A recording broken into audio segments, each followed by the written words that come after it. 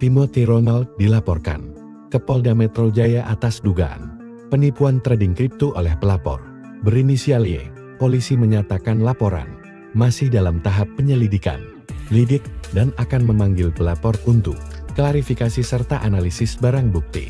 Kabid Humas Polda Metro Jaya Budi Harmanto membenarkan adanya laporan tersebut dan menegaskan proses pendalaman masih berjalan.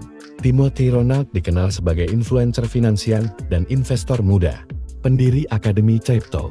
Ia lahir di Tangerang pada 22 September 2000 dan sempat mendirikan platform edukasi ternak uang. Sebelum fokus ke Akademi Crypto sejak 2022, akun Instagramnya memiliki sekitar 2,3 juta pengikut. Kasus ini mencuat setelah korban yang tergabung dalam grup Distort Akademi Crypto mengaku mendapat tawaran trading kripto. Salah satu kronologi menyebut korban diarahkan membeli koin Manta pada Januari tahun 2024 dengan janji keuntungan 300-500%. Namun nilai aset justru anjlok hingga minus 90%. Laporan tersebut viral usai diunggah akun Instagram @cryptoolici.ptn. Dalam dokumen laporan, nama Timothy Ronald dan seorang trader kripto bernama Kalimasarda disebut, dengan status terlapor masih dalam lidik dan belum ada respons resmi. Timothy Ronald dilaporkan ke Polda Metro Jaya atas dugaan penipuan trading kripto oleh pelapor berinisial Y.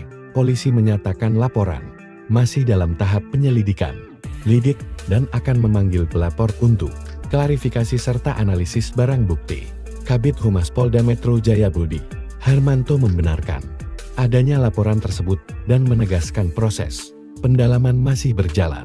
Timothy Ronald dikenal sebagai influencer finansial dan investor muda, pendiri Akademi Crypto.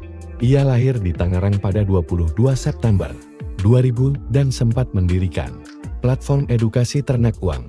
Sebelum fokus ke Akademi Crypto sejak 2022, akun Instagramnya memiliki sekitar 2,3 juta pengikut. Kasus ini mencuat setelah korban yang tergabung dalam grup Distort Akademi Crypto mengaku mendapat tawaran trading kripto. Salah satu kronologi menyebut korban diarahkan membeli koin Manta pada Januari tahun 2024 dengan janji keuntungan 300-500%. Namun nilai aset justru anjlok hingga minus 90%. Laporan tersebut viral usai diunggah akun Instagram @cryptoolici.ptn.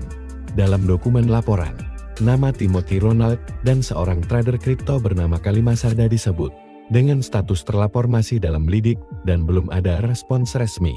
Timothy Ronald dilaporkan ke Polda Metro Jaya atas dugaan